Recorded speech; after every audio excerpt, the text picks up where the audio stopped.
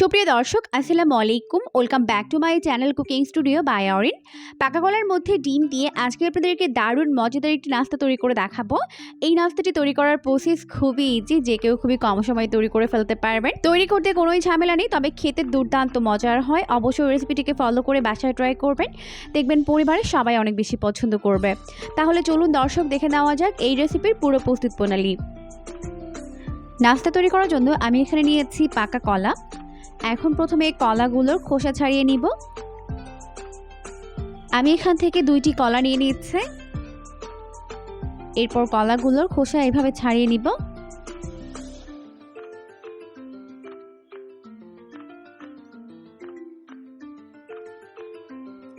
এখন একটি বোলের মধ্যে আমি এগুলোকে নিয়ে নিচ্ছি। সেমভাবে বাকি কলাটির খোসাও ছাড়িয়ে নিচ্ছে।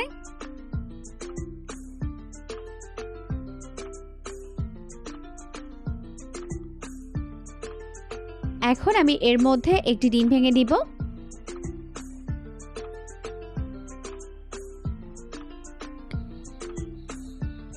তো ডিমটি নেওয়ার পর এখন এখানে একটি কাঁটা চামচের সাহায্যে কলাগুলোকে ভালো করে ম্যাশ করে নিতে হবে। একটু সময় নিয়ে ম্যাশ করতে হবে, যাতে করে কলার মধ্যে কোনো লাম্পস না থাকে। খুব ভালোভাবে স্মুথভাবে যেন এটা ম্যাশ হয়ে যায়। তো সময় নিয়ে এইভাবে করে কলা আর ডিম একত্রে ম্যাশ করে নিচ্ছে।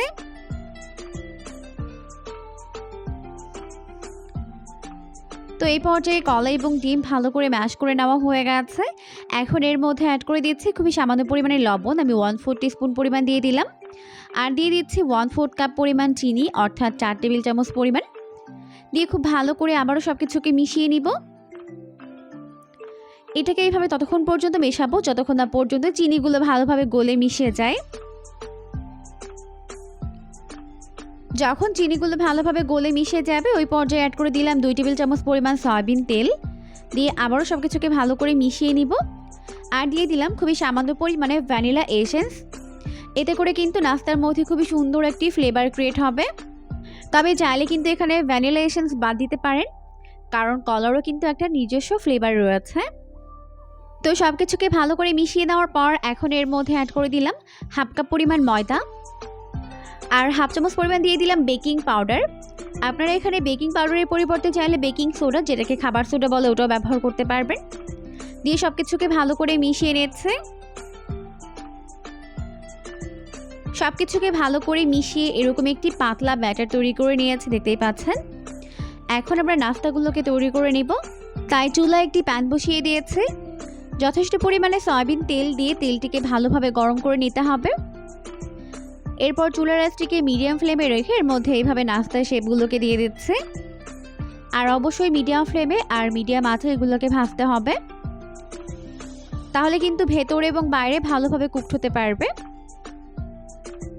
এভাবে একটি একটি করে নাস্তা শেপ দিব, আর কয়েক সেকেন্ড পরে দেখা যাবে যে এরকম ফুলে তেলের উপরে ভেসে উঠেছে। তো এইভাবেই সবগুলোকে দিয়ে দিচ্ছে। তো একবারে যতগুলো ধরে দিয়ে দিব, আর বাকিগুলোকে পরের ব্যাচে ভেজে নিতে হবে। তো যেই নাস্তাগুলোর সাইডে কালার চলে এসেছে ওগুলোকে এইভাবে উল্টে দিতে হবে, তা না হলে কিন্তু একটা সাইড পুড়ে যেতে পারে। এখন বাকি নাস্তাগুলোকে দিয়ে দিচ্ছে। তো এইভাবে একটি একটি করে নাস্তা শেপগুলোকে দিয়ে দিতে হবে।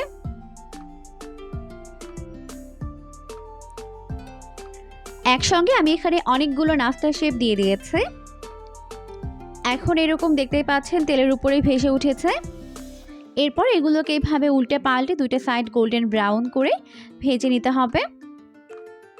দেখতেই পাচ্ছেন অপর সাইডে কিন্তু সুন্দর একটা কালার চলে এসেছে।